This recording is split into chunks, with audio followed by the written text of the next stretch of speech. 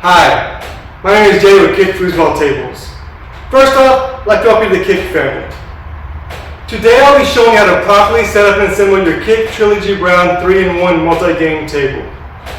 Now I know sometimes these instruction manuals can be pretty hard to go by, so I want you to go ahead and revert to your instruction manual for parts list only. As some of my videos do not reflect the step-by-step diagram located in the instruction manual. With no further delay, let's go ahead and get started. The first thing you want to do is open your box and take a look at your contents. Then, we'll lay each piece out onto your floor individually. If you are assembling your foosball table on a rough surface, I do recommend you lay down a large blanket or large piece of cardboard. That way we don't damage our table during the assembly process. Next, you want to match each part with inside your instruction manual. After sorting out all the parts in the box, and once you've matched each part to what's inside your instruction manual, if you notice any missing or damaged parts, please contact Kick Customer Support with pictures of the shipping label, the box itself, and the damaged part. Our contact information will be listed at the end of this video. For step 1, we'll be securing all 8 of our locker brackets number 35 using screws number 47. You will notice that there are 4 pre-scored holes on both sides of your side panel. Just want to go ahead and line up your bracket over those holes, making sure that the hook side of the brackets face inwards towards each other. You might need to provide your own Phillips head screwdriver. However, I'll be using my impact driver fitted with the Phillips head tip to help speed along this process. Next, you want to go ahead and insert your number 47 screw and secure.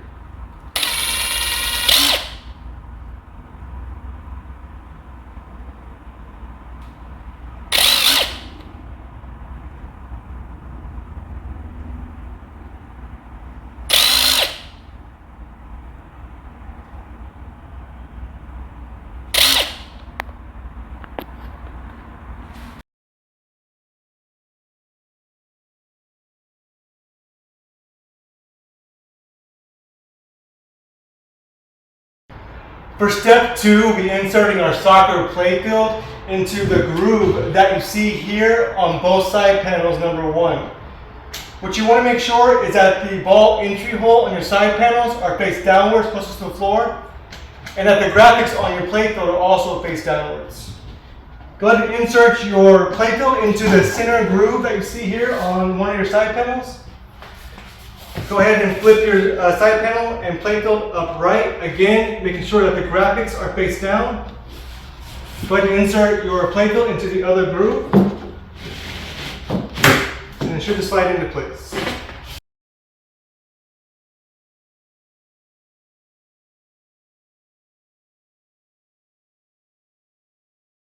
For step 3, we'll be attaching all 3 of our support braces number 9 along with rods number 10 and our nuts number 43 to both side panels and to the bottom of our playfield assembly.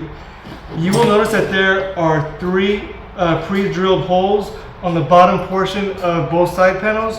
Just want to go ahead and line up your support brace over those holes, making sure that the groove on the brace faces upwards. Then go ahead and insert your support rod in between the groove on the brace and into both of the holes on your side panel.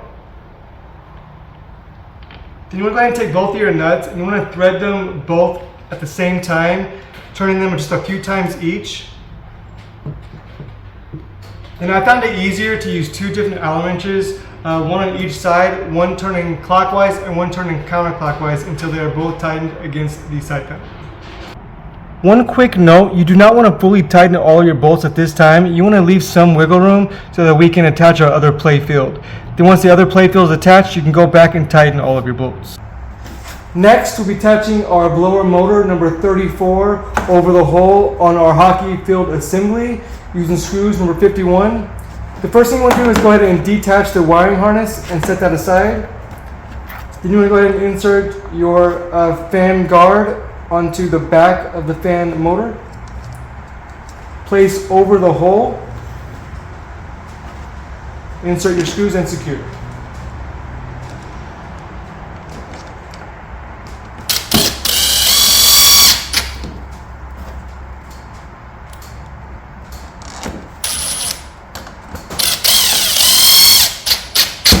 For step 5, we'll be inserting our hockey playfield onto the groove that you see here on both side panels. The first thing you want to do is go ahead and insert your wiring harness into the small hole that you see here on your side panel. You also want to make sure that the wire jack on the end fits tight and snug into the hole. Then you want to go ahead and connect your wiring harness to your fan motor. Then go ahead and lay your hockey playfield on top of the assembly, making sure that it's flush to the inside of the end panel.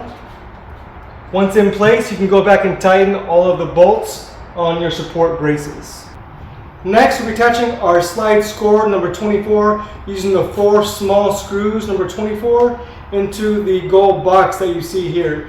Just to make sure that the slide score is in this position here, making sure that the back of the slide score is flush to the back of the playfield. You will notice that there are 2 pre-scored holes. So we'll go ahead and line up your slide score over those holes. Insert your screws and secure.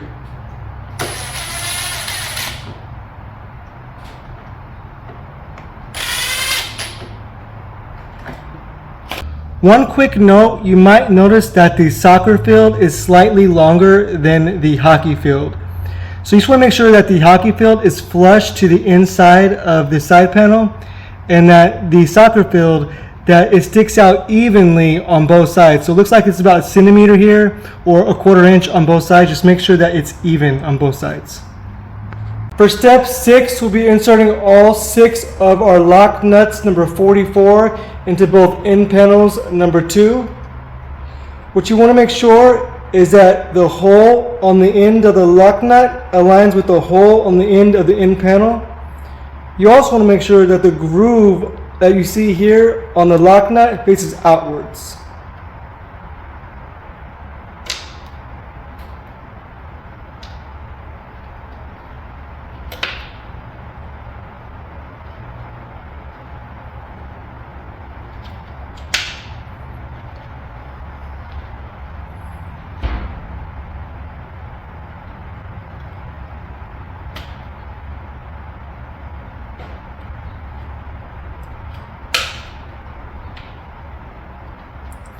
If you notice that your lock nut is not properly aligned with the hole on the end of the end panel, you can just use any flathead screwdriver to straighten out your bolt. For step 7, we'll be attaching both of our end panels number 2 to both the soccer field and our hockey field. We'll be using bolts number 41 and washers number 42. You just want to make sure that the soccer field slides into the groove that you see here on the end panel, that the hockey field slides on top of the groove that you see here on the end panel. And go ahead and insert your end panel in between both of the playfields.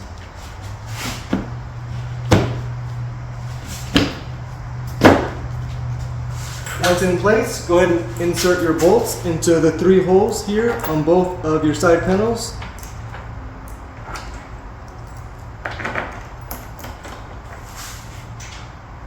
Then you want to go ahead and secure with the Allen wrench that was provided. For step 8, we'll be securing our hockey playfield to both end panels and both side panels using screws number 50. You will notice that there are 3 pre-drilled holes on both end panels and 4 pre-drilled holes on both side panels. So I'm going to go ahead and insert your screw and secure.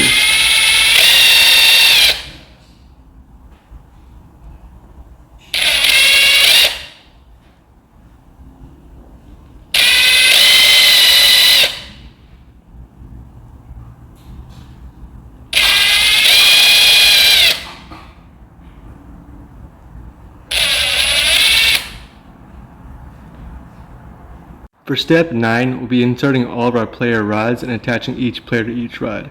You want to carefully review the diagram located in the construction manual prior to inserting your rods. Here's how to set up the rods and players on your new kick foosball table. Place 4 handles on each side of the table in this specific order. Make sure the 4 handles for your home team are in this specific order, as shown in the diagram.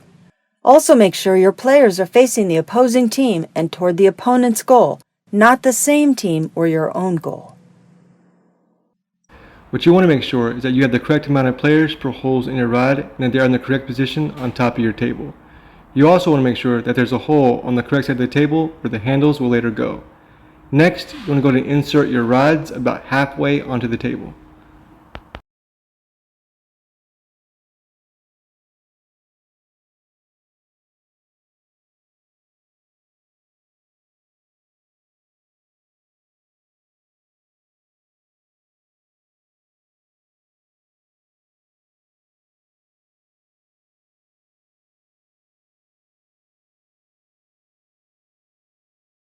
Before we attach our goal players, you have the option between a 1-man goalie versus a 3-man goalie setup. For a 3-man goalie setup, you will have 3 players on your goalie rod, basically providing more defense around the goal and making it harder to score. Whereas a 1-man goalie setup, you will have 1 player at the center of your goalie rod and these 2 white stop rings on the outer side of your rod. Basically, a 1-man goalie provides more of a competitive, fast style of play, again, completely up to you. If you choose to go with the 1-man goalie setup, you will attach these 4 green triangle corner ramps, number 33, to all 4 corners of your play field and attach them with screws number 48 and caps number 33. These ramps will only work for a 1-man goalie setup. They will not work for a 3-man goalie setup. When attaching your players, you want to note that there's a bumper, number 13, a washer, number 14. Then you want to add the correct amount of players per holes in your rod, making sure that the player faces the opposing team. Then you want to add another washer and another bumper. Then complete by sliding through the second hole. Line your players up over the holes on your rod. Again, if you went with a 1-man goalie setup, you want to replace these 2 outer men with the white stop rings and place and attach these 4 green triangle corner ramps on 4 corners of your play field. Again, these ramps will only work with a 1-man goalie setup. They will not work with this 3-man goalie setup. We'll be attaching our players with bolts number 45 and lock nuts number 46. So we'll go ahead and line up the chest of the player, the hole on the chest of the player to the hole on the rod. Insert your bolt into the chest of the player. Hold the bolt in place, turn your player around and insert your nut to the back of the player. Turn the player around, holding the bolt in place and secure it.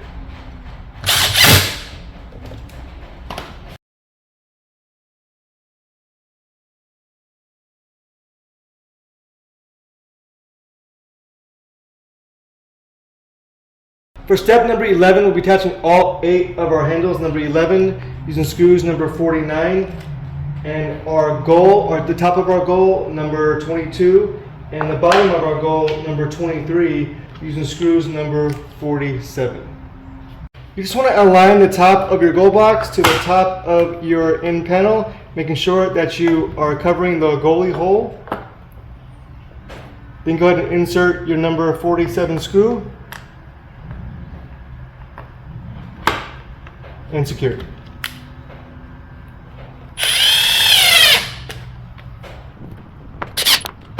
Then you want to go ahead and attach the bottom of your goal box, your ball catcher, underneath the top of the goal box.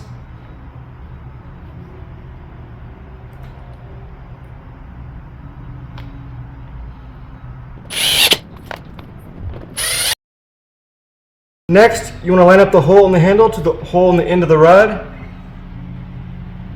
Insert your screw and secure.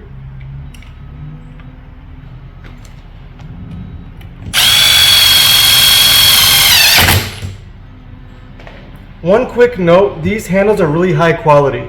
Most other companies use really cheap rubber slide-on handles. Also, these rods are semi-hollow, so they are durable enough to rough play, yet light enough to let the player have full control over the rod. If you need any rod lubricant, please contact Kick and we'll send you a free complimentary bottle. We're attaching our ball entry cups number 19 over the hole on the side panel with screws number 47. You just want to go ahead and line up the hole on your ball entry cup to the pre-scored hole on the side panel. Insert your number 47 screw and secure. For step 12, we're attaching all 4 of our lock fasteners number 36 to our pool table assembly using screws number 47. You will notice that there are 4 pre-scored holes on both sides of your side panel. So we'll go ahead and line up the bracket in the correct position with the back side of the bracket facing inwards towards the pool table playfield. These are spring loaded, so you might need to hold them in position while you insert your screws. Just go and line them up over the holes. Insert your number 47 screw and secure.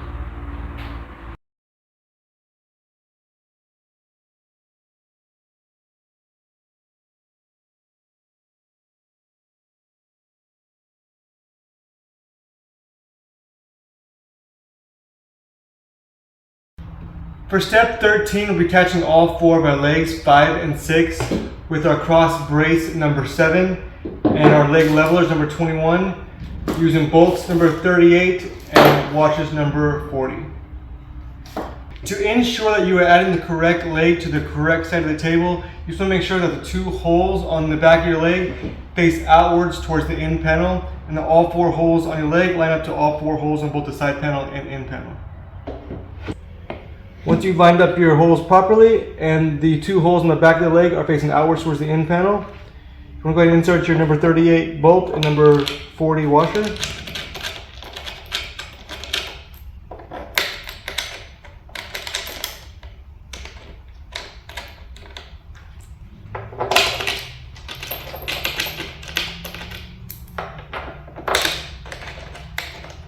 And you want to go ahead and secure it with the Allen wrench that was provided.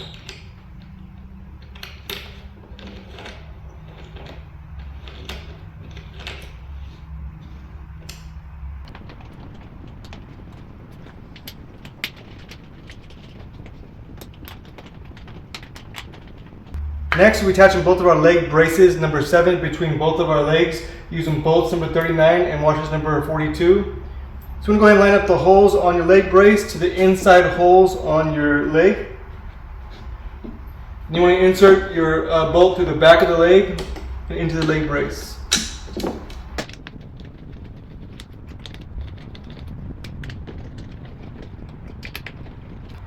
Next, you want to attach your leg levelers number 21 to the bottom base of your leg. The purpose of these leg levelers is to stabilize your table during play. So if one side is higher than the other, you just unscrew them a couple notches to even out your playing field.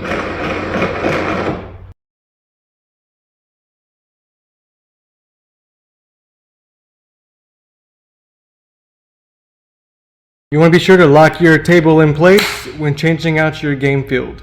Congratulations! We have finally finished assembling your Kick Trilogy Brown 3-in-1 multi-game table. You are now free to enjoy your table with your friends and family. If you have any questions, comments, or concerns, please visit us at www.kickfoosballtables.com or email us at support@kickfoosballtables.com.